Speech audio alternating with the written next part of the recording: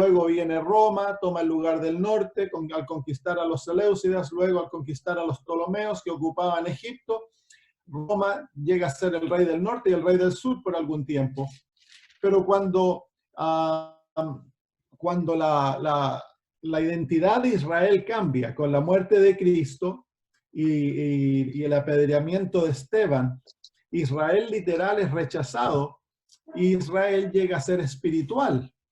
Israel ya no es un punto geográfico en el mapa. Ahora Israel, la iglesia de Cristo, se encuentra en todo el mundo. Entonces los enemigos del pueblo de Dios, el rey del norte y el rey del sur, cambian también de carácter. Y nos encontramos en la Biblia, especialmente en el libro de Apocalipsis, identificados como Babilonia espiritual, la gran Babilonia, porque es universal, y el Egipto espiritual, o el gran Egipto, que se encuentra el rey del sur. Me imagino que algunos de ustedes han escuchado mis presentaciones de Daniel 11, y por eso no estoy tomando tiempo en cuanto a la interpretación. Dentro de la iglesia ha habido una gran controversia al principio de nuestra historia entre dos de los líderes de la iglesia, entre Jaime White y Uriah Smith. Ellos tomaron dos posiciones distintas. La posición histórica de Daniel 11 siempre fue de que el rey del norte era el papado y el rey del sur era otros poderes, poderes que iban a gobernar. No se lo identificaba en forma clara. Pero luego Uriah Smith, mirando lo que estaba ocurriendo en el contexto del Imperio Otomano y Turquía especialmente, él comenzó a interpretar Daniel 11 de otra manera y le identificó en forma literal a los reyes del norte y del sur. Y se levantó una controversia porque Jaime White comenzó a decir, no, le dijo, tú estás equivocado, porque si tú sigues la línea de Daniel, te vas a dar cuenta que siempre es el papado el último poder. Y entonces quebró Uriah Smith la manera racional de interpretar la profecía. Eventualmente, cuando Jaime White murió y la posición de Uriah Smith se volvió la posición fuerte, la posición tradicional, pero la hermana de White nunca apoyó la posición de Uriah Smith, y cuando ella escribió El conflicto de los siglos, si nos damos cuenta, ella tan solo menciona al poder otomano y a los musulmanes tan solo una vez. Y si uno estudia el conflicto de los siglos desde el punto de vista del capítulo 12, versículo 1, cuando Miguel se pone de pie, y tú sigues los capítulos desde el conflicto de los siglos, te vas para atrás, te das cuenta que Elena de White está hablando, no en forma directa, pero ella está caminando por Daniel 11. Hay un pastor, el pastor Stephen Bohr, que toma una serie completa en cuanto a ello. Él muestra cómo el conflicto de los siglos está basado en Daniel capítulo 11. Es bien interesante. Pero bueno, vamos a irnos a estudiar al capítulo 11, vamos a tomarlo desde el capítulo 11, versículo 43, porque el capítulo 11, versículo 43 es donde estamos ahora, el 44 es cuando comienza el tiempo de angustia, y el capítulo 12, versículo 1, comienza el tiempo de gran angustia. Versículo 43 dice, se apoderará de los tesoros de oro y plata, y de todas las cosas preciosas de Egipto, y los de Libia y de Etiopía le seguirán. Pero noticias del oriente y del norte lo atemorizarán, y saldrá con gran ira para destruir y matar a muchos. Y plantará la tienda de su palacio entre los mares y el monte glorioso y santo, mas llegará a su fin y no tendrá quien le ayude. En aquel tiempo se levantará Miguel, el gran príncipe que está de parte de los hijos de tu pueblo, y será tiempo de angustia, cual nunca fue desde que hubo gente hasta entonces, pero en aquel tiempo será libertado tu pueblo, todos los que se hallen escritos en el libro. Y muchos de los que duermen en el polvo de la tierra serán despertados, unos para vida eterna y otros para vergüenza y confusión perpetua. Los entendidos resplandecerán como el resplandor del firmamento, y los que enseñan la justicia a la multitud como las estrellas a perpetua eternidad. Ese es el último versículo de la visión profética. Y luego el versículo 4 vienen recomendaciones, órdenes a Daniel y explicaciones en cuanto a los tiempos proféticos y qué va a ocurrirle al pueblo de Dios. Dice, pero tú, Daniel, cierra las palabras y sella el libro hasta el tiempo del fin. Muchos correrán de aquí para allá y la ciencia se aumentará. Y yo, Daniel, miré y aquí otros dos que estaban en pie, el uno a este lado del río y el otro al otro lado del río. Y dijo uno al varón vestido de lino que estaba sobre las aguas del río, ¿cuándo será el fin de estas maravillas? Y oí al varón vestido de lino que estaba sobre las aguas del río, el cual alzó su diestra y su siniestra al cielo y juró por el que vive por los siglos, que será por tiempos y la mitad de un tiempo. Y cuando se acabe la dispersión del poder del pueblo santo, todas estas cosas serán cumplidas. Y yo oí, mas no entendí. Y dije, Señor mío, ¿cuál será el fin de estas cosas? Él respondió, anda, Daniel, pues estas palabras están cerradas y selladas hasta el tiempo del fin. Muchos serán limpios y emblanquecidos y purificados, los impíos procederán impíamente y ninguno de los impíos entenderá, pero los entendidos comprenderán.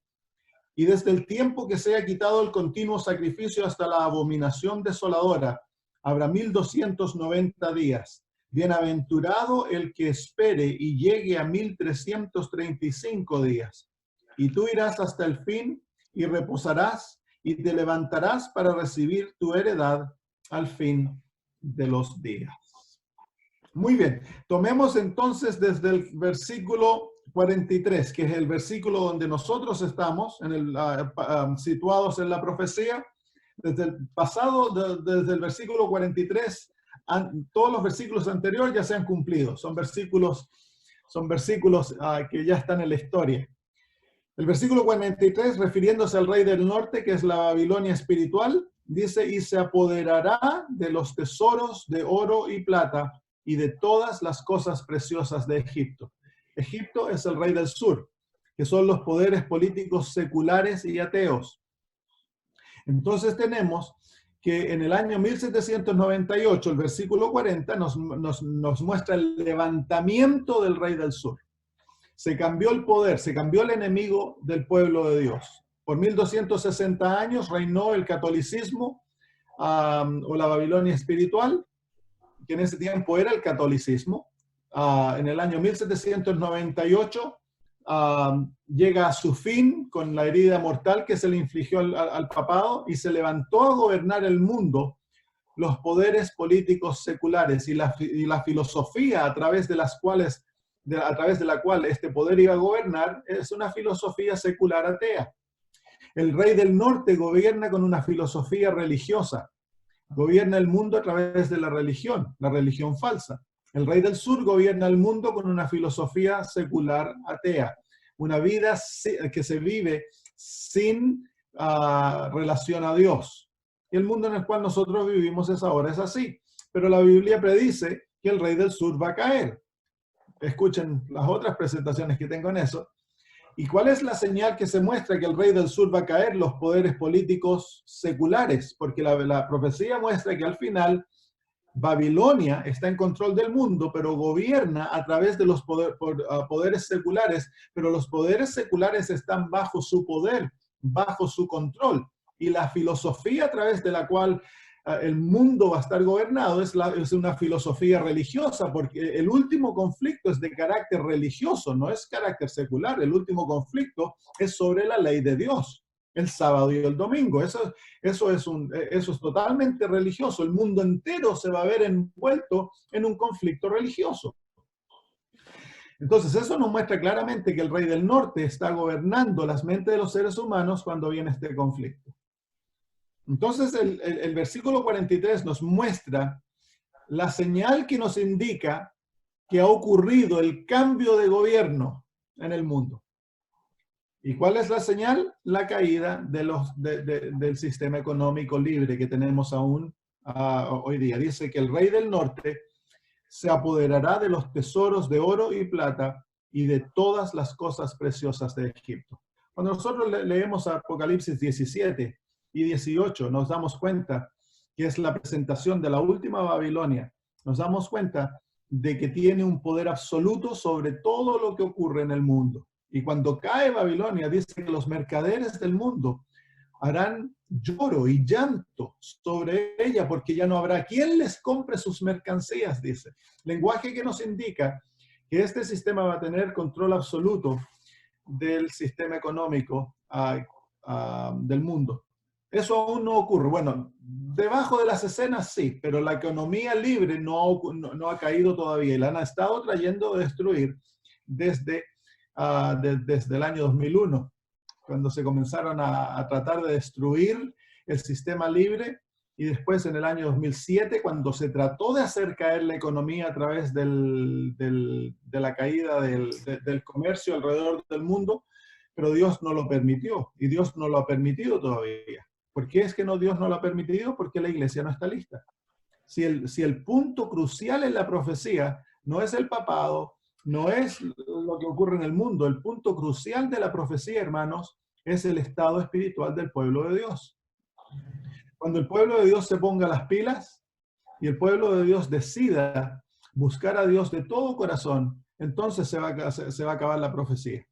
Ahora, nuevamente el Señor nos ha traído a un punto, y ahora en forma mundial, la economía de todo el mundo en este momento está a punto de caer. Todos los países del mundo, por la excusa del virus COVID-19 o el coronavirus. Yo les digo a los hermanos adventistas, hermanos, necesitamos recibir el coronavirus porque al cielo ninguno va a llegar sin corona. Así que, hermanos, tenemos que darnos cuenta de lo que está ocurriendo con el virus. El virus es una pantomima, es algo externo. Detrás del virus se está tratando de destruir la economía mundial. Se está haciendo que caiga. Y si el Señor lo permite, así va a ocurrir. La hermana White dice de que va a llegar el tiempo que de un día para el otro el dinero no va a valer nada. Y la Biblia dice que la gente va a echar el oro y la plata en las calles. No va a tener valor alguno. Tiene un sistema económico basado en un sistema totalmente distinto, que va a permitir al rey del norte tener control absoluto y va a permitir controlar el comprar y el vender en forma absoluta, en forma total. Y ese es el tiempo en el cual estamos nosotros viviendo. Si el Señor lo permite, en los próximos meses nosotros vamos a ver la destrucción del sistema capitalista, la destrucción del sistema financiero demócrata, que ha permitido que en muchos países el que trabaja duro puede tener una buena solución, puede tener buena economía, puede tener buena situación, especialmente en el mundo cristiano protestante, donde el protestantismo surgió.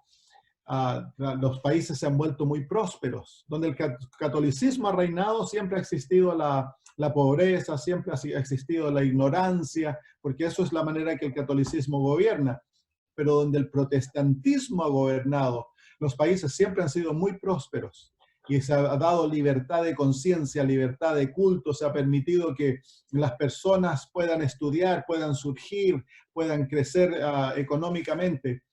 Todo eso está llegando a su fin, y pronto vamos a entrar en un tiempo de oscuridad que este mundo nunca ha contemplado. Lo que se nos viene encima, dice la hermana de White, de que no hay lápiz, no hay palabras para describir la situación del mundo en la que se va a encontrar el mundo cuando este tiempo llegue. Y la señal que estamos cerca, que se está por cambiar los poderes, es la caída de la moneda, la caída de la economía. Hay otras cosas que nos están indicando alrededor, por ejemplo, la aprobación de las leyes homosexuales, es otra señal dada por el Señor, como los días de Lot, dijo él. la aprobación de leyes de aborción, la destrucción de los niños. Es una de las señales que llevó a la caída de Egipto cuando Israel estaba en Egipto. Cuando Egipto comenzó a destruir los niños de Israel, entonces llegó el momento de que cayera Egipto. El estado de pánico, de ansiedad, los desastres naturales, las guerras, todo eso nos está indicando que el rey del sur está a punto a caer. Pero la señal que le indica al pueblo de Dios es la destrucción de la economía. Eso nos muestra claramente, porque el papado nosotros no lo vamos a ver sentado en un trono gobernando aún. Es el que toma el liderazgo en los eventos finales. No es el papado trabaja siempre detrás. El que toma la parte principal es los Estados Unidos de Norteamérica y el protestantismo. La ley dominical no va a ser infligida por el papado, la ley dominical va a ser infligida por el protestantismo, hermanos. Y es los Estados Unidos de Norteamérica que va a traer eso y luego se va a esparcer por todo el mundo.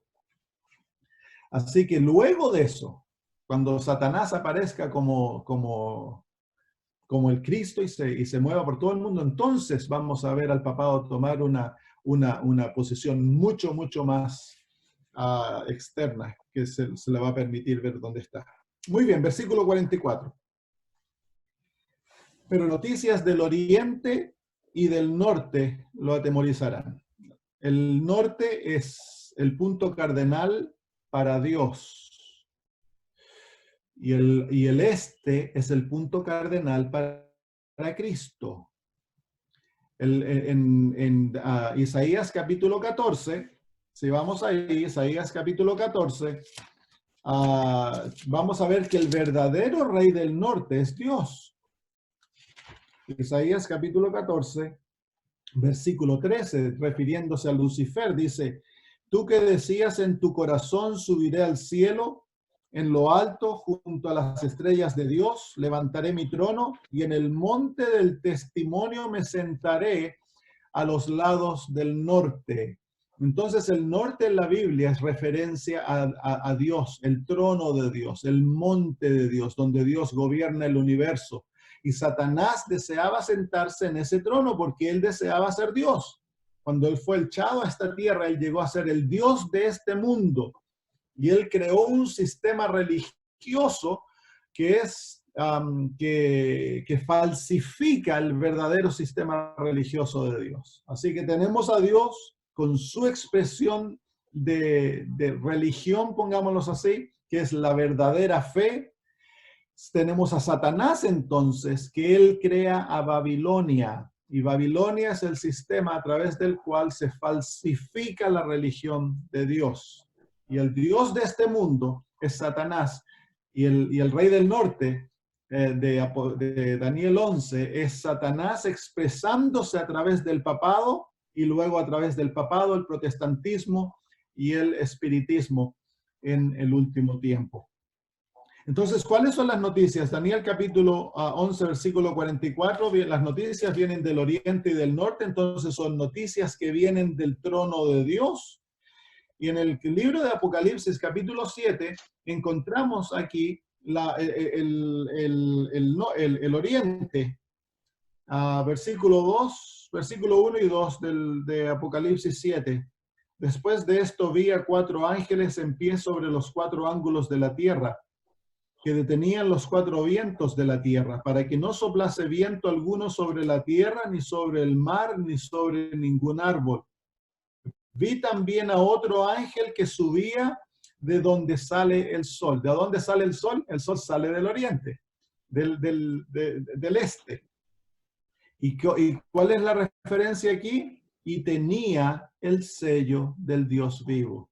Entonces, el este es señal del sello de Dios. Y dice: y clamó a gran voz a los 4 ángeles a quienes se les había dado el poder de hacer daño a la tierra y al mar. El este o el oriente, que es la palabra antigua de decir este, es señal de Cristo. Y específicamente se refiere a la obra que Cristo realiza justo antes que termine el periodo de intercesión, que se acabe la gracia. Y es la obra de sellar al pueblo de Dios. Es el derramamiento del Espíritu Santo. Es el Espíritu Santo quien nos sella. Y el sellamiento es la obra que se hace en la mente y en el carácter del pueblo de Dios para que no se pierda la imagen de Cristo. La lluvia temprana ha desarrollado el carácter de Cristo en el pueblo de Dios. La lluvia tardía sella esa obra, y es una maduración en la verdad, las verdades que nos han llevado a desarrollar el carácter de Cristo Jesús.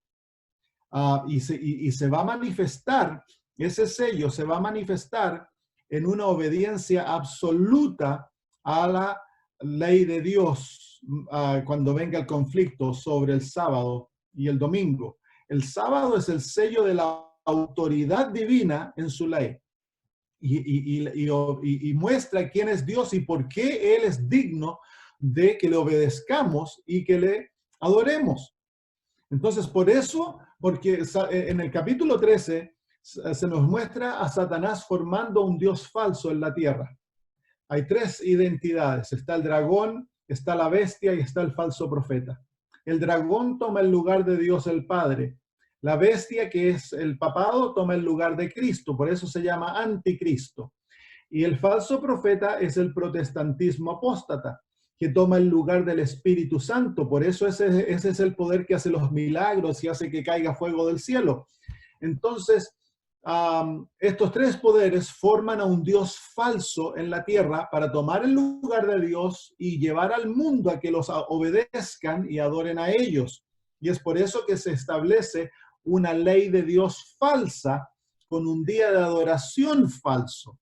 Porque el día de adoración es muy importante. El día de adoración muestra a quién nosotros obedecemos y a quién nosotros adoramos. Entonces vamos de vuelta entonces al libro de Daniel, capítulo 11, y nos muestra ahí claramente entonces el versículo 11, el versículo 44, dice: pero noticias del oriente y del norte lo aterrorizarán. Entonces, cuando vemos lo que ocurre, el rey del norte, en el versículo 41, lo estudiamos la semana pasada cuando estudié con el grupo más pequeño, en el versículo 41 del capítulo 11 se muestra que el papado ataca al pueblo de Dios, lo infiltra y lo neutraliza para poder conquistar el mundo.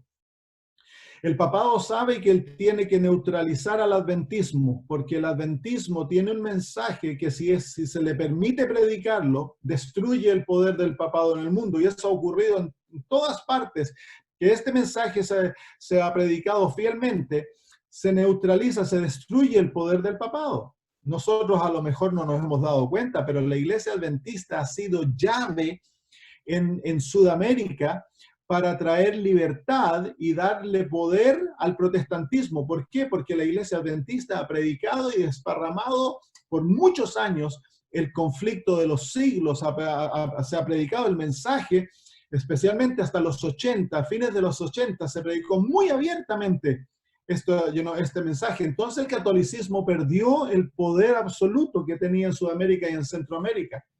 Todavía es fuerte, pero ya no tiene la fortaleza que tenía 40, 50 años atrás. Y el adventismo jugó un papel muy, muy crucial en eso.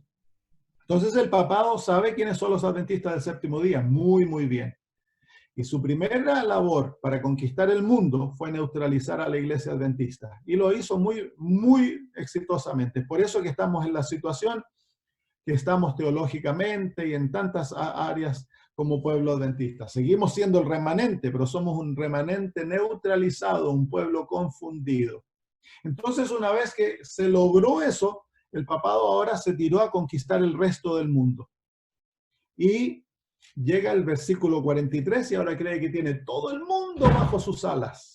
Ahora llega a ser el poder absoluto, controla todo, controla todas las religiones, controla toda la economía y controla todos los poderes políticos, lo controla todo.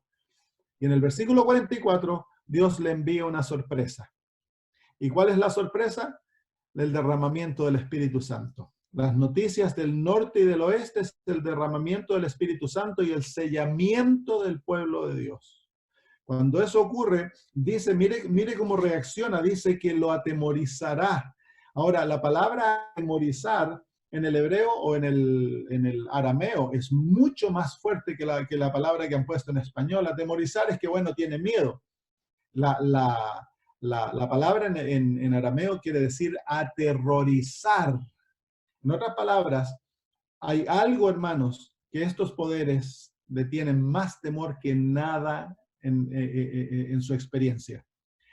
Satanás está aterrorizado de la realidad que el pueblo adventista sea despertado, reavivado y reformado. Eso es lo que hace que Satanás tenga pesadillas. Porque Satanás sabe de que si se cumplen las profecías del reavivamiento, y hay muchas profecías de eso, profecías maravillosas que muestran el reavivamiento del pueblo remanente, y el reavivamiento y la reforma del pueblo remanente, y que Dios derrama poder sobre su pueblo, y cuando esto ocurra no hay nadie que lo pueda detener. Van a tratar de destruir al pueblo de Dios, de matarlo, pero no hay nada. Es como una ola, como un tsunami que viene sobre el mundo de reavivamiento espiritual, y que Satanás está aterrorizado. La esperanza de Satanás es que la iglesia adventista no se va a despertar y que él va a poder controlarla totalmente. Esa es la esperanza de Satanás. Y está luchándose, jugándose todas sus cartas para que la iglesia adventista, el pueblo remanente, no se despierte. Es por eso que el libro de Ezequiel, capítulo 37, representa a la iglesia remanente como huesos secos en un valle.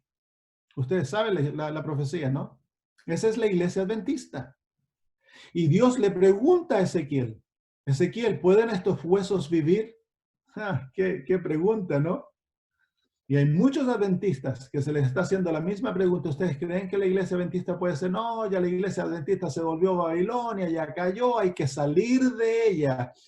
Eso es falta de fe. Falta de fe en la palabra de Dios, o falta de conocimiento de las profecías que Dios nos ha dado a través de la Biblia y del espíritu de profecía. Se nos muestra claramente que viene un reavivamiento de tal magnitud que este mundo nunca ha visto nada tal cual lo que está a punto de ocurrir. Y el reavivamiento comienza a través del pueblo de Dios. Y Satanás está aterrorizado que eso ocurra. Aterrorizado, es lo peor que puede ocurrirle. Porque Dios va a usar al pueblo remanente para destruir su reino de adentro para afuera. Los 144,000 entran en un periodo en el cual Satanás tiene absoluto poder sobre este mundo. Los seres humanos han vuelto una mezcla de ser humano con demonios. Tiene poder absoluto sobre los seres humanos, y los 144,000 van a ser fieles a Dios. En el medio de todo eso van a ser como Cristo. Y eso destruye el reino de Satanás por dentro. Es como poner una bombita adentro que lo destruye. Satanás está aterrorizado, hermanos. La única esperanza que Satanás tiene es que la iglesia adventista no despierte y la profecía no se cumpla. Así que ahí estamos nosotros. La última batalla va a ser el todo por el todo. Aquí no hay juego, hermanos. O estamos totalmente consagrados o nos vamos a ir con el resto. Porque viene un intercambio magnífico. Van a haber muchos que van a abandonar las filas del pueblo remanente, y van a haber millares de millares que van a salir de Babilonia y se van a unir al pueblo remanente. Así que dice el apóstol Pablo, mira que nadie tome tu corona, porque en este tiempo va a haber, Satanás va a querer que tu corona quede vacía, que tú apostates. Entonces luego el versículo 44 dice, pero noticias del oriente y del norte lo atemorizarán, lo aterrarán, y saldrá con gran ira para destruir y matar a muchos. Ahí está el comienzo del tiempo de angustia. Este no es el tiempo de gran angustia, este es el tiempo de angustia, que es lo que comienza cuando cambian los poderes, comienza el periodo de persecución, ahí comienza el tiempo de angustia, y culmina en el tiempo de gran angustia que se nos muestra en el capítulo 12, versículo 1. Jesús también habló de esto, si vienen al libro de Mateo, capítulo 24.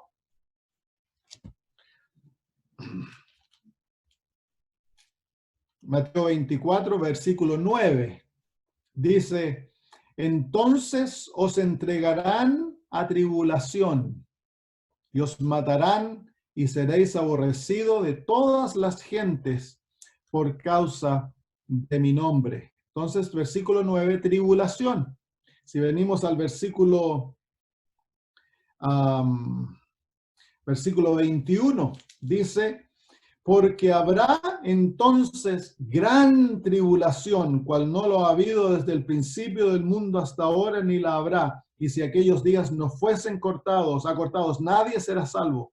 Mas por causa de los escogidos, aquellos días serán acortados. Entonces comenzamos con tribulación, cuando comienza persecución, cuando el mundo nos persigue, nos aborrece, comienza la tribulación. Y esa tribulación va a aumentar hasta la gran tribulación. Y dentro de esa gran tribulación se encuentra el periodo de la angustia de Jacob.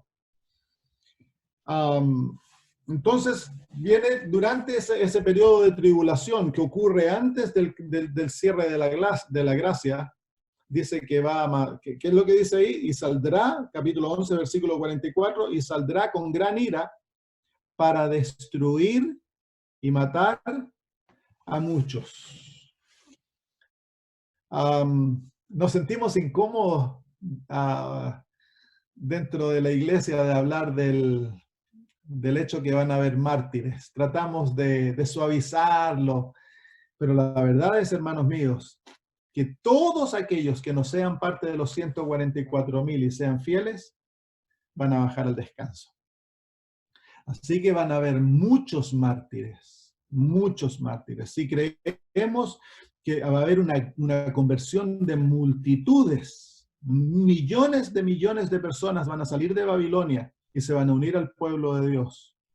Entonces hemos de creer también de que van a haber muchas muertes, van a haber mucho martirio, hermanos. Ahora, ¿por qué Dios permite el martirio? Porque la sangre de los santos es como semilla. Dios permite que sus hijos testifiquen por su fe con su sangre, porque es el privilegio más grande que se le otorgue a un ser humano. No hay privilegio más grande que Dios le otorgue a un ser humano que el morir por él. Imagínense que Dios confía a un ser humano el que testifique por él hasta la muerte. Esa es una confianza maravillosa. Que Dios diga, yo tengo tal confianza en mi hijo Samuel que le voy a permitir que selle su testimonio por mí con su sangre. Esa es una confianza absoluta. Dios tiene fe absoluta en mí cuando Él dice que yo voy a dejar que mi hijo muera por mí. Esa es una confianza increíble. Es la misma confianza que el Padre tuvo en su Hijo, en Jesús. Permitir que Él muriera porque Dios el Padre sabía que Jesús le iba a ser fiel hasta la muerte. Y de la misma manera, cuando Dios permite que nosotros muramos como mártires, Dios está diciendo, yo tengo confianza absoluta en ellos y yo sé que van a ser fieles hasta la muerte. Así que no hay que tenerle miedo al martirio, hay que pedir que el Señor nos prepare para el martirio. Bueno, la lluvia tardía es la preparación que Dios nos va a dar, el poder que Dios nos da para poder confrontar ese tiempo. En este momento no estamos listos para confrontar persecución y martirio, porque la gracia no nos ha sido otorgada.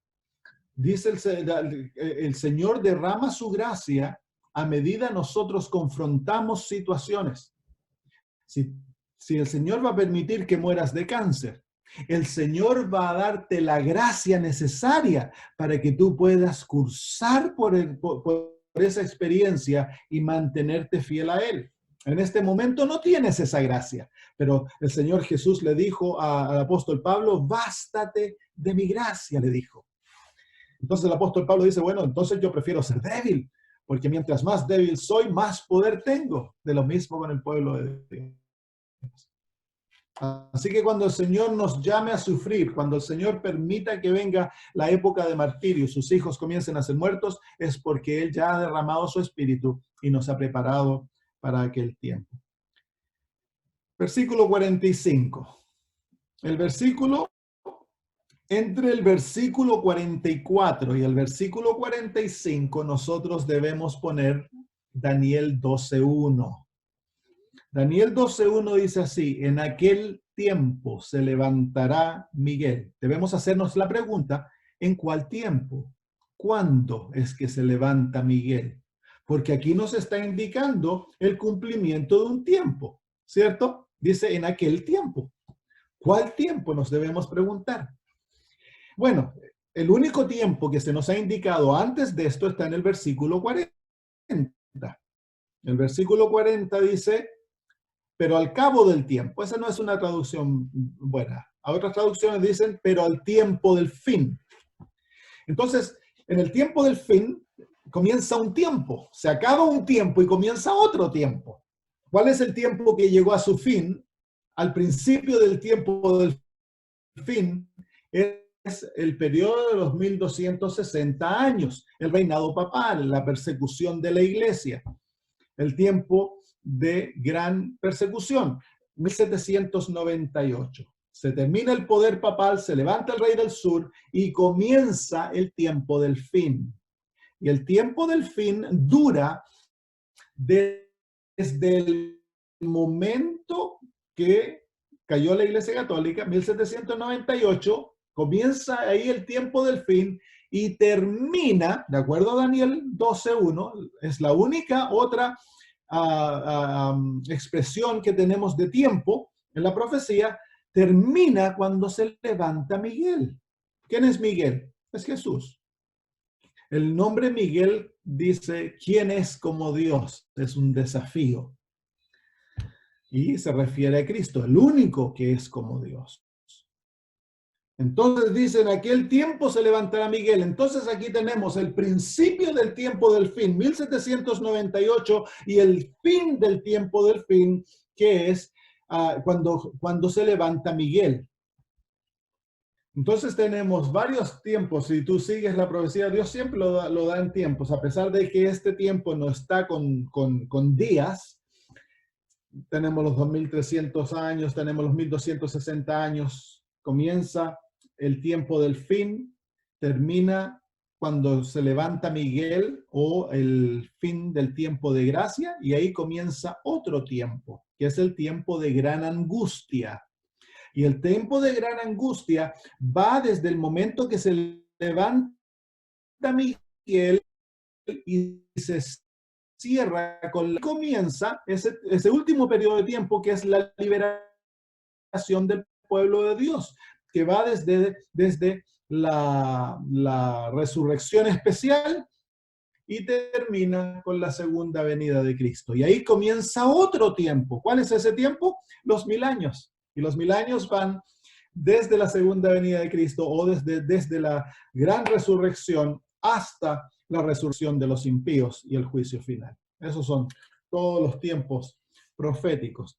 Así que en el capítulo 12, versículo 1 dice, en aquel tiempo se levantará Miguel.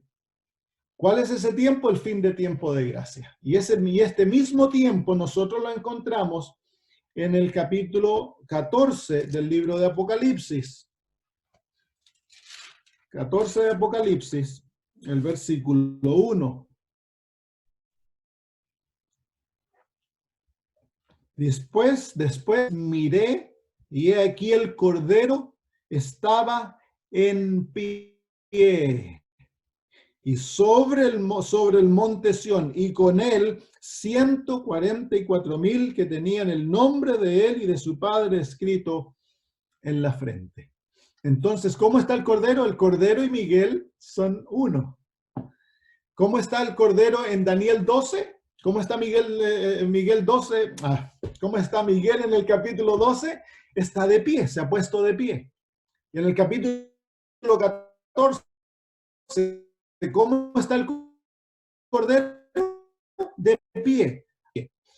¿Se acuerdan ustedes cuando Esteban vio a Jesús? Cuando Esteban estaba siendo apedreado, él vio a Jesús, ¿se acuerdan? ¿Cómo estaba Jesús cuando Esteban vio a Jesús en su última visión? Estaba de pie, dice. ¿Por qué estaba de pie? Bueno, el Señor Jesús había comenzado su ministerio de intercesión. Y eso es lo que significaba, que Esteban vio a Jesús en el lugar santo comenzando su ministerio de intercesión. Y ahora nuevamente se pone de pie. ¿Qué nos indica eso? Está culminando su ministerio de intercesión. Así que nos muestra aquí el momento del cierre de la gracia, el momento cuando la salvación para la raza humana termina. Jesús deja de interceder por su pueblo. Vamos de vuelta a Daniel 12. Entonces Daniel 12, cronológicamente en la profecía, está entre los versículos 44 y 45. 44 nos muestra el derramamiento del Espíritu Santo y el principio de angustia, del tiempo de angustia. Ahora el versículo 45 dice, y plantará las tiendas de su palacio entre los mares y el monte glorioso y santo, mas llegará a su fin y no tendrá quien le ayude. Entonces este es el rey del norte. Comienza a matar, a perseguir muchos. Ese es el gran conflicto de la ley dominical, el sábado y el domingo. Va a llegar al momento que va a haber mucho martirio antes que se cierre el tiempo de gracia. Miguel se pone de pie. Se acabó el tiempo de gracia. Desde ese momento no hay ni un muerto más. Los 144,000 son formados. Y a mí siempre me hacen la misma pregunta. ¿Literales o simbólicos? Bueno, de acuerdo al contexto de Apocalipsis, son simbólicos. Porque toda la descripción es simbólica. Si fueran literales, tendría que ser que son israelitas. Tendrían que haber 12 tribus que son israelitas y toda la descripción es una descripción simbólica. Ahora, el número va a ser exacto 144,000, yo pienso que sí. No porque el número represente simbólicamente al reino de Dios, representa todo el reino de Dios. ¿Saben ustedes que los 144,000 van a ser nuestros representantes de toda la iglesia, de todas las edades? Ellos representan a la iglesia de Cristo en el Antiguo y en el Nuevo Testamento, por eso son 144,000, 12 patriarcas, 12 apóstoles. Ellos entonces en sí nos llevan a todos nosotros al último conflicto. Y entran en el último conflicto representando a la iglesia. Y cuando ellos obtienen la victoria, toda la iglesia obtiene la victoria en ellos. ¿Saben ustedes que los 144,000 vienen de una historia en Números capítulo 31? Cuando el pueblo de Dios, luego de que hubo una gran apostasía en el río, en los bordes con el río Jordán antes de entrar a Canaán, hubo una gran apostasía en el que el profeta Balaam causó que Israel apostatara. ¿Se acuerda la historia? Esa historia es profética. Nos muestra la última apostasía del pueblo de Dios. Entonces luego Dios le dice a Moisés, Moisés, organiza a 12,000, 1,000 de cada tribu, y envíalos a atacar a los midianitas y a los moabitas. No fueron todos a pelear, fueron tan solo 12,000, pero 12,000 representaban a todo Israel. Y cuando obtuvieron la victoria, Israel obtuvo la victoria. Es lo mismo con los 144,000. Muy bien, capítulo 2 entonces de Daniel, seguimos con la historia, capítulo 11, y plantará las tiendas de su palacio entre los mares y el monte glorioso y santo. Entre los mares es el mar Mediterráneo y el mar de Galilea, el gran lago. ¿Qué se encontraba entre esos dos mares? El monte glorioso santo. ¿Cuál es el monte glorioso santo? Es el monte Sión, donde estaba Jerusalén, pero específicamente donde estaba el templo. El templo se había construido en el monte Sión. Y se dieron cuenta dónde están los 144.000 en Apocalipsis capítulo 14. Capítulo 14, versículo 1. Dice, después miré y aquí el Cordero estaba en pie sobre el monte Sión. Y con él 144.000 que tenían el nombre de él y el de su padre escrito en las frentes. Ahora, ¿qué ocurre cuando el sellamiento se culminó? Cuando el sellamiento es acabado, se desatan los 4 vientos, ¿sí? Y esos 4 vientos son un símbolo de el tiempo de gran angustia. Entonces, el sellamiento se ha cumplido, el pueblo de Dios tiene el carácter de Dios en sus mentes, ya ahora reflejan la gloria de Dios, son como Jesús, y ahora están, el único lugar que queda de la iglesia es el monte Sión. El papado lo ha cubierto todo, la Babilonia ha conquistado todo el mundo. Ahora el pueblo de Dios se encuentra perfectamente unido a Cristo, que es el sueño que Dios ha tenido para su iglesia toda su vida, que nos encontremos en Cristo Jesús, porque Él es la esperanza nuestra. Un pueblo de Dios totalmente sometido. Miren la descripción de los 144.000, versículo 4 en adelante dice, estos son los que no se contaminaron con mujeres, pues son vírgenes. ¿Cuáles son las mujeres? Son las prostitutas de Babilonia. Dice que Babilonia tiene hijas. La Babilonia es una prostituta, las hijas son prostitutas. Y las hijas infiltraron al pueblo de Dios para destruirlo. Estas prostitutas se metieron dentro del pueblo de Dios para que cometiéramos fornicación espiritual con ellas, adoptáramos sus errores y sus prácticas y su sistema de adoración. Pero dice que estos no hicieron ello, no apostataron. Estos son los que siguen al Cordero por donde quiera que va. ¿Por qué siguen al Cordero por donde quiera que va? En el capítulo 7 se habla de los 144.000 como siervos, como esclavos de Dios. ¿Qué es eso? ¿Qué significa eso? Ellos, hermanos míos, han sometido su voluntad totalmente a Cristo. Han muerto a sí mismos. Ahora la voluntad de Cristo es máxima. Obediencia al Cordero es la mayor expresión de su amor a Cristo Jesús. Si me amáis, guardad mis mandamientos. Ya no es lo que ellos desean, lo que ellos piensan, lo que ellos creen. Ahora es lo que Cristo desea, lo que Él piensa, lo que Él cree, lo que vale. Los 144.000 y el pueblo de Dios antes de ser muertos van a tener una experiencia de completa sumisión a la voluntad de Cristo Jesús. Uno de los problemas con el pueblo adventista es que nos gusta hacer nuestra propia voluntad. Comemos lo que nosotros queremos, nos vestimos de la manera que nosotros vestimos, hacemos lo que a nosotros nos gusta. El Señor dice, hagan esto, y decimos, sí, sí, sí, Señor, y después hacemos lo que a nosotros nos parece. Somos un pueblo rebelde como era Israel. Y Dios anhela tener un pueblo que esté crucificado, que diga como el apóstol Pablo, yo ya no vivo, mas vive Cristo en mí. Esa es la experiencia a la cual debemos llegar. La experiencia del apóstol Pablo que dijo, lo he perdido todo por Cristo y lo cuento como basura para tener a Jesús.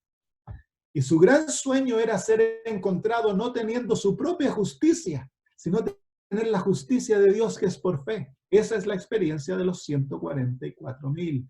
Son esclavos de Cristo, esclavos felices que se han sometido por amor al control de Cristo Jesús. Es la única manera que podemos perfeccionar un carácter en la imagen de Jesús. Jesús es nuestra esperanza y Él debe hacer su obra dentro de nosotros y por nosotros, pero mientras nosotros deseamos tener nuestra vida bajo nuestro control y hacer nuestras propias decisiones y caminar de acuerdo a lo que a nosotros nos parece, Jesús no puede terminar la obra en nuestros caracteres. Entonces ahí se encuentra el monte glorioso santo. ¿Cuál es el monte glorioso santo? Es un símbolo de la iglesia de Cristo. Aquí no estamos hablando de institución. es el símbolo de la iglesia de Cristo, su pueblo perfectamente unido a Cristo Jesús, Él en el medio. Ahora yo quiero hablar de otra cosita aquí. En el libro de Daniel y en el libro de Apocalipsis, cada vez que se muestra el tiempo del fin, se muestra al pueblo de Dios con Cristo en el medio de ellos. Nosotros hemos malinterpretado una cita de la hermana de White en que ella dice en el libro del conflicto de los siglos que estos serán los que tendrán que pasar y estar de pie en el tiempo cual no habrá intercesor y ellos tendrán que estar de pie ante los ojos de un Dios santo. Entonces, ¿qué es lo que dice? Y decimos, uy, vamos a tener que estar solos, porque Jesús ya no va a estar más intercediendo por nosotros. Entonces nos hemos aterrado en cuanto a este tiempo. Pero el Señor Jesús dijo, yo nunca os dejaré, siempre estaré con vosotros. Cuando pases por el fuego, yo estaré con ustedes.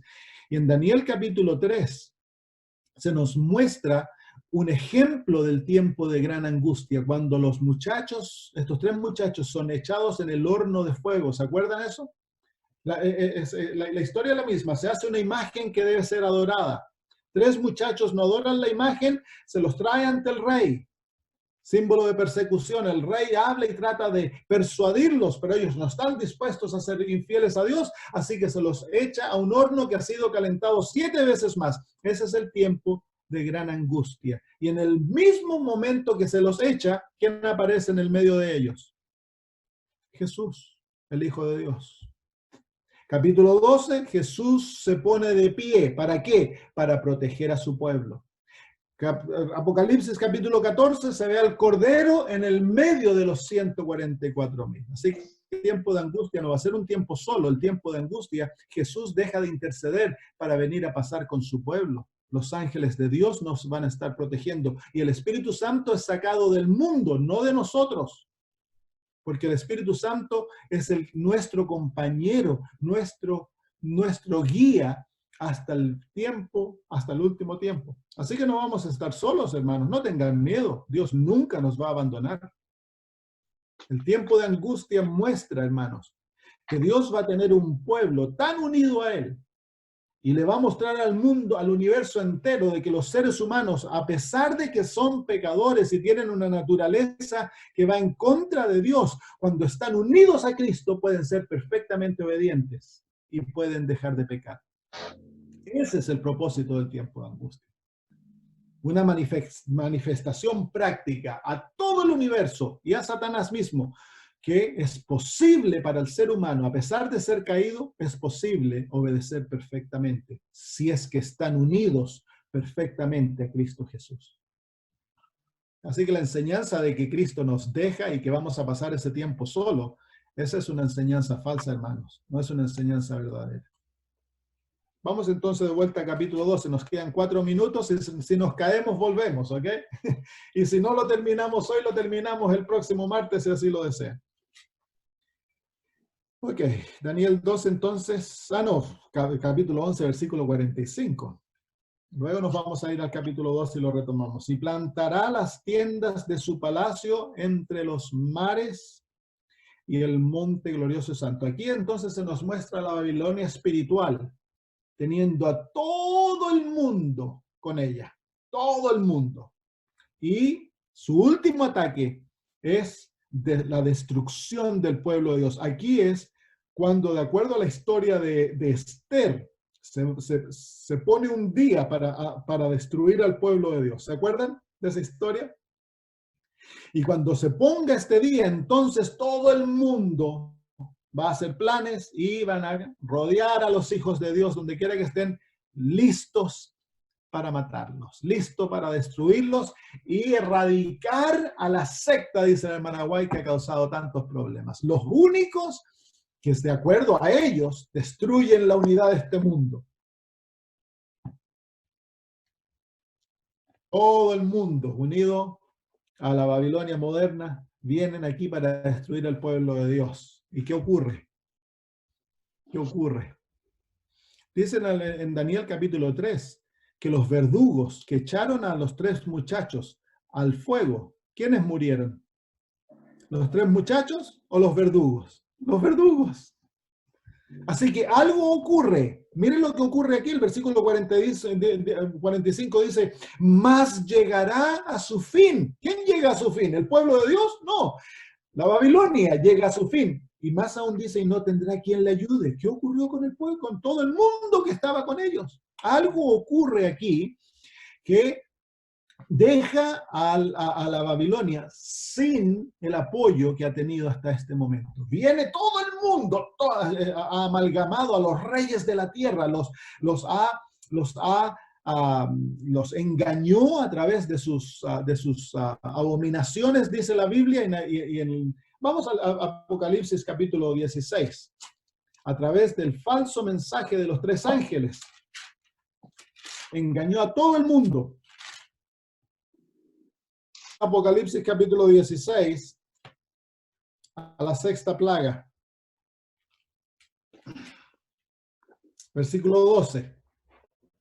Dice, el 6º ángel derramó su copa sobre el gran río Éufrates, y el agua de este se secó para que estuviese preparado el camino a los reyes del oriente.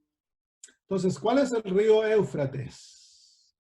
El río Éufrates era el sustento de la Babilonia literal. Era el río que cruzaba a través de la Babilonia y que le proveía de protección, pero también era la fuente de provisión de agua, de sustento. Gracias al río Éufrates, la Babilonia literal se sentía muy confiada que nunca iba a ser destruida.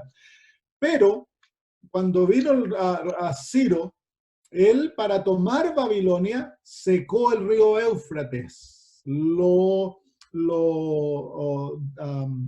desvió el curso del río y secó el canal que cruzaba a través de Babilonia, y entonces luego pudo entrar a través del lecho del río y tomar la ciudad.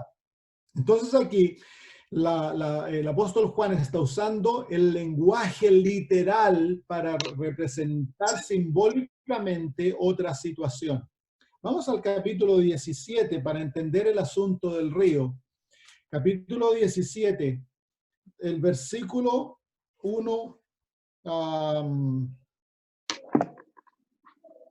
capítulo 1, el versículo 1, dice, vino entonces uno de los 7 ángeles que tenía las 7 copas y habló conmigo diciéndome, ven acá y te mostraré la sentencia contra la gran ramera, la que está sentada sobre muchas aguas. ¿Y cómo se llama la ramera? Versículo 5.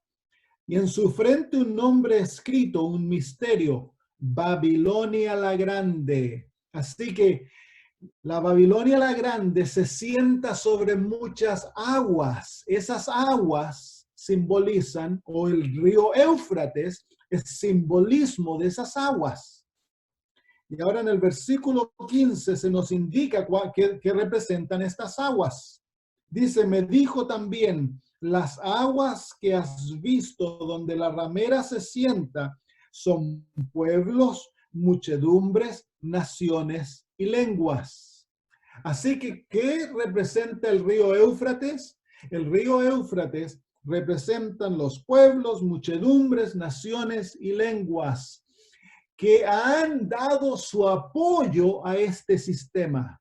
A través de la marca de la bestia, el mundo entero se dividió en 2 grupos: los fieles y leales a Dios y los fieles y leales a Babilonia. Y Babilonia cuenta bajo su lealtad, bajo su poder, todo el mundo. En el versículo 2 dice así, versículo 2 del capítulo 17, con la cual han fornicado los reyes de la tierra. Y los moradores de la tierra se han embriagado con el vino de su fornicación. Así que aquí vemos que este sistema ha engañado a los reyes de la tierra y ha engañado a los moradores de la tierra. Ese es el río Éufrates. El río Éufrates es el apoyo moral, financiero, de creencia, religioso, espiritual, que el mundo le brinda a Babilonia. Apoyo político también. Pero dice el Apocalipsis 16, la sexta plaga es derramada sobre el río Éufrates, es derramada sobre el mundo. ¿Y qué pasa con el río Éufrates? Se seca. ¿Cómo es que se seca? Es por eso que encontramos en Daniel 11:45 que dice que llegará a su fin y que no tendrá quien le ayude. ¿Qué quiere decir esto? Lo que estamos viendo, hermanos míos, que Dios va a abrir los ojos del mundo para que se den cuenta que han sido engañados. ¿Cómo fueron engañados? Capítulo 16 nos muestra el engaño.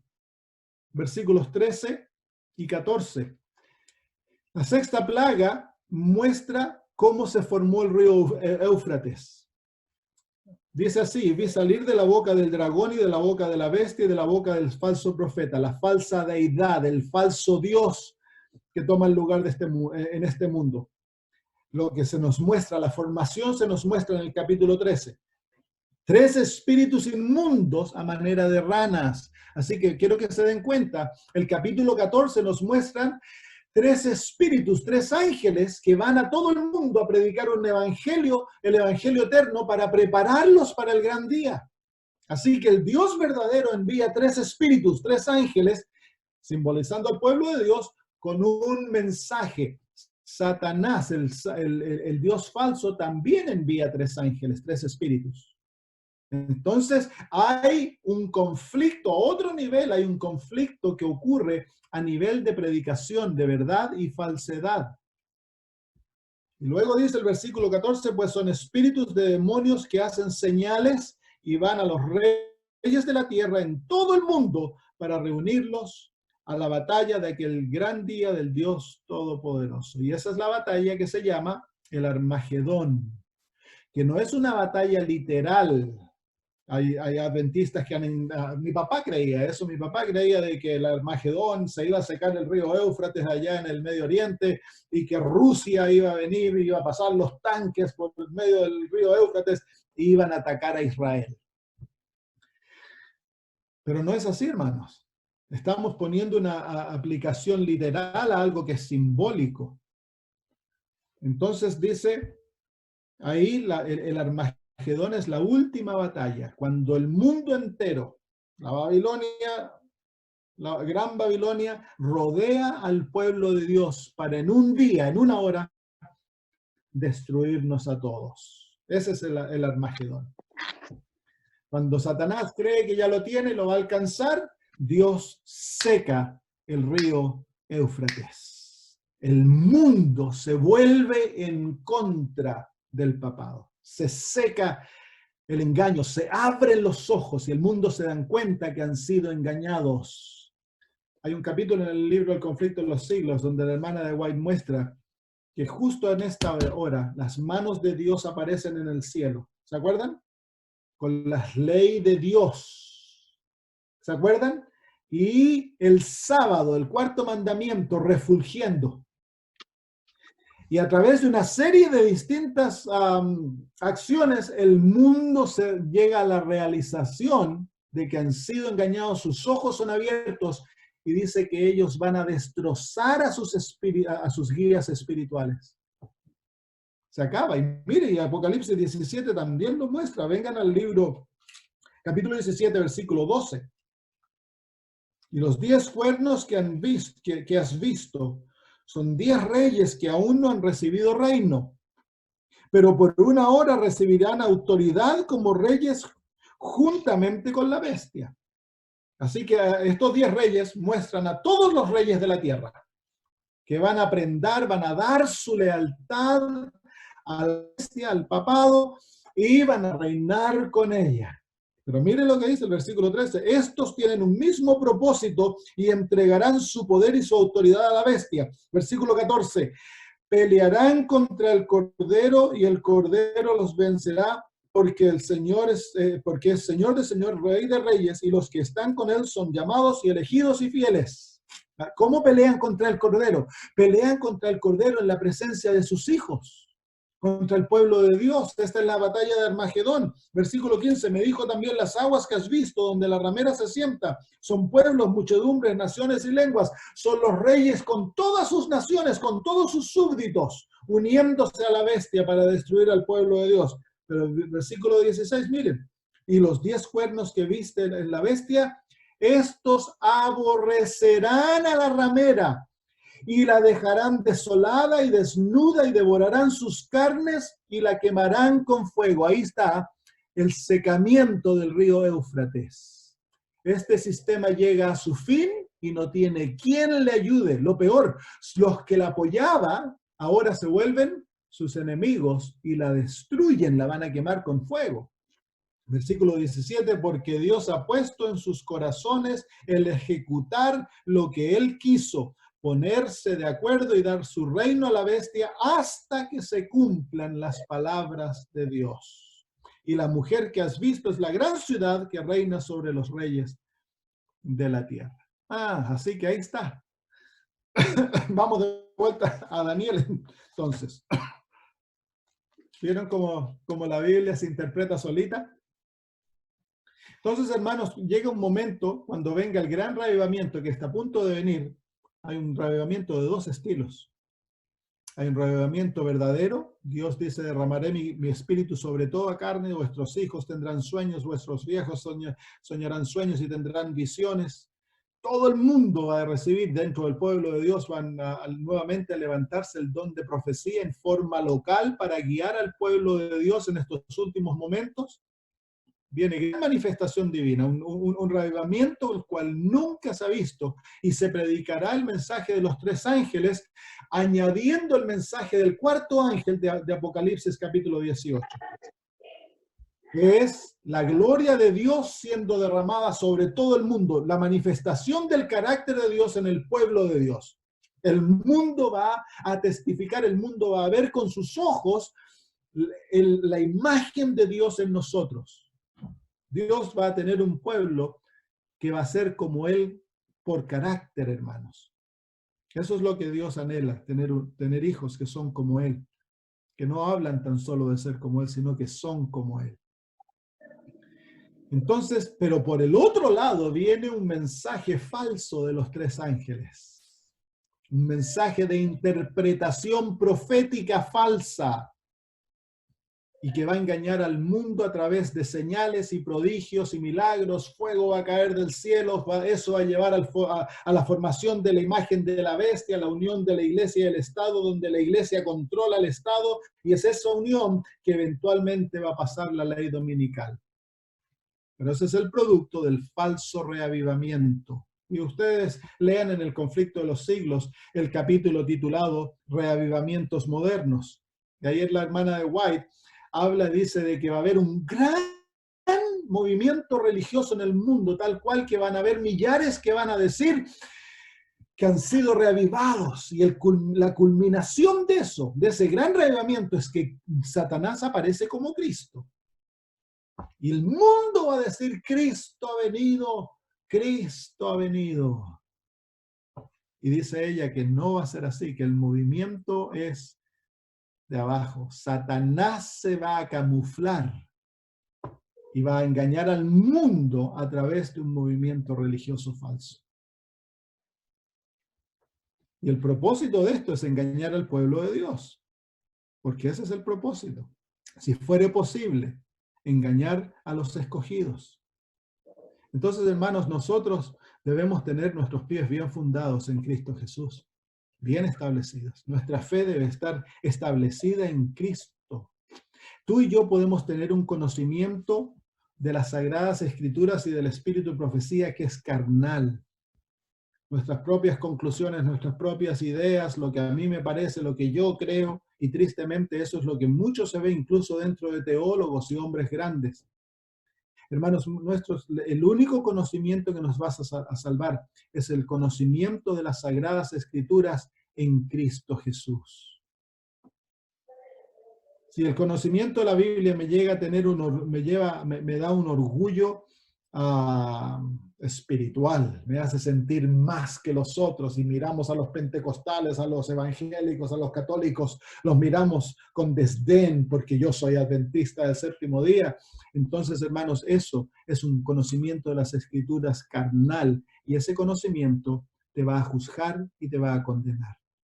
No tiene valor alguno para sostenerte en el tiempo que viene. El único conocimiento que nos va a sostener es el conocimiento de las Sagradas Escrituras en Cristo Jesús. Es el conocimiento que lleva a verte a ti tal cual eres, un pecador que no tiene poder alguno para transformarse a sí mismo, que no hay poder en ti para obedecer, que tú eres rebelde y que tu corazón está en antagonismo a Dios. Y ese conocimiento te va a llevar a someterte, a humillarte a los pies de Cristo y entregarle todo a Él, para que Él haga la obra que Él tiene que hacer en nuestras vidas de la transformación del carácter y darnos su gloria.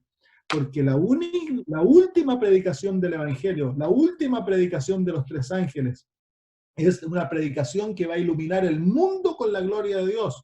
Y esa gloria es el carácter de Cristo, es su justicia, un pueblo que va a ser como Jesús. Los adventistas no somos como Jesús, hermanos, tristemente. Somos orgullosos, muchas veces tenemos lenguas largas, andamos hablando detrás de las espaldas de nuestros líderes, de la iglesia, de la organización. Liberales odian a los conservadores odian a los liberales, y no mire lo que está ocurriendo lo que ocurrió con el asunto de la ordenación de la mujer, cómo la iglesia se dividió y el odio que se ha manifestado entre las dos bandas de la iglesia. Entonces, queridos hermanos, Dios desea hacer una obra en la cual su pueblo va a tener la humildad, el amor, la paciencia, la ternura de Cristo Jesús, pero la fidelidad, la tenacidad de Cristo Jesús, la obediencia de Cristo, la lealtad de Jesús. Y eso no lo podemos hacer nosotros. Eso debe ser otorgado a nosotros a través del ministerio del Espíritu Santo en nuestras vidas. Muy bien, vámonos entonces a terminar el capítulo 12. En aquel tiempo se levantará Miguel, el gran príncipe que está de parte de los hijos de tu pueblo, y será tiempo de angustia cual nunca fue desde que hubo gente hasta entonces. ¿Cómo termina el tiempo de gran angustia? Aquí viene. Pero en aquel tiempo será libertado tu pueblo, todos los que se hallen escritos en el libro. Entonces el tiempo de gran angustia comienza con el cierre de la gracia y termina con la liberación del pueblo de Dios. Y la hermana White tiene un capítulo en el conflicto de los siglos que se llama la liberación del pueblo de Dios. Está basado en estos versículos. ¿Y cuál es la liberación del pueblo de Dios? La séptima plaga.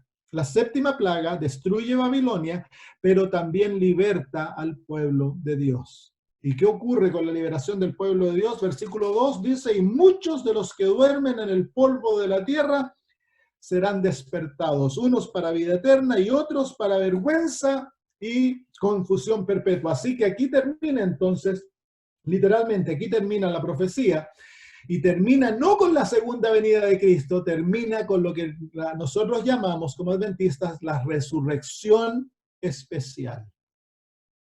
La resurrección especial es una resurrección que ocurre un tiempo antes de la segunda venida de Cristo. No sabemos cuánto tiempo antes, días, horas, semanas, no sabemos.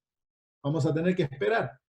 Pero la resurrección especial es la resurrección en la cual se levantarán dos grupos. La hermana de White dice que se levantarán todos aquellos que murieron en la fe y en la proclamación del tercer ángel, del mensaje del tercer ángel. Entonces aquí, hermanos míos, se van a levantar todos los adventistas del séptimo día que han muerto esperando ver a Cristo Jesús. Cada generación de adventistas ha muerto creyendo que es la última generación. ¿Sabían ustedes eso? Yo tenía un amigo mío que fue toda su vida colportor, 60 y tantos años colportor. Y su sueño era ser parte de los 144,000. Murió de 86 años, sufrió apoplejía terminó en un hogar de ancianos, muy enfermito, y cada vez que yo lo iba a ver tenía una sonrisa de oreja a oreja, y él decía, no, si Dios me va a sanar, porque yo tengo que ser parte de los 144.000. Era su sueño, murió deseando ser parte de los 144.000. Mi papá murió esperando ver a Cristo Jesús que iba a venir en sus días. Y no ocurrió, pero Dios les va a honrar su fe. Los levanta. Imagínense, todos los que muramos como mártires van a descansar por un poquito de tiempo y luego se van a levantar y se van a unir a los 144.000 para esperar y ver a Cristo Jesús viniendo a las nubes de los cielos. Ellos van a contemplar las últimas escenas del conflicto, van a contemplar la séptima plaga, van a contemplar la destrucción de Babilonia, pues ha sido nuestro mensaje, ¿no? Y el Señor nos va a permitir contemplarlo y se van a levantar también los peores enemigos de la verdad. Se levantan para ver venir a Cristo en las nubes de los cielos. La resurrección especial.